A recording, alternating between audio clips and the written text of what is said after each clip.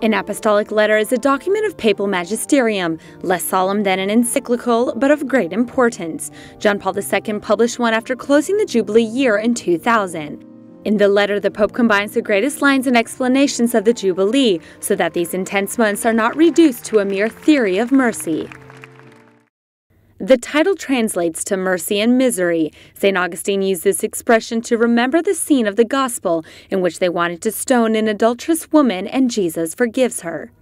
The main point is to do everything possible to make it easier for people to go to confession. There are many transformations. One, for example, is it will be easier to find priests available to hear confessions, because the sacrament should not only be a novelty. It proposes that each Catholic community dedicate one Sunday a year to renew its efforts to make the sacred scriptures better known and more widely diffused. He also instituted a World Day of the Poor, to be held in all churches on the last Sunday before the feast of Christ the King. From now on, all priests will be able to absolve the sin of abortion, both from the doctors performing it and the parents of the child.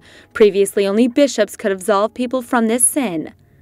Pope Francis is maintaining the force of the Missionaries of Mercy, 1,000 priests from all over the world who can absolve these 5 sins, reserved only to the Vatican: the violation of the secret of confession, the ordination of bishops without the approval of the Pope, the complexity of priests who propose sexual relations to another person and then confess of that sin, desecration of the Eucharist, violence against the Pope. Pope Francis returns to the main idea contained in the document Amoris Laetitia and asks the Church to regard all human problems from the standpoint of God's love, which never tires of welcoming and accompanying. Pope Francis reminds priests how they should care for those who want to return to the life of faith, but are divorced and have remarried or live a delicate personal situation.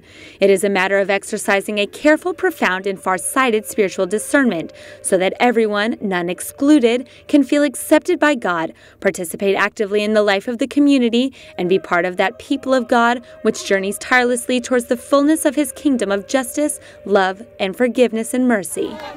The Pope shows that in addition to receiving mercy, it must be given. That means not being indifferent to the sufferings of people. He calls on Catholics to work to restore dignity to people, especially those who do not have work, do not have a house, are marginalized, are hungry, have to migrate, are in prison in inhumane conditions, or do not have access to education.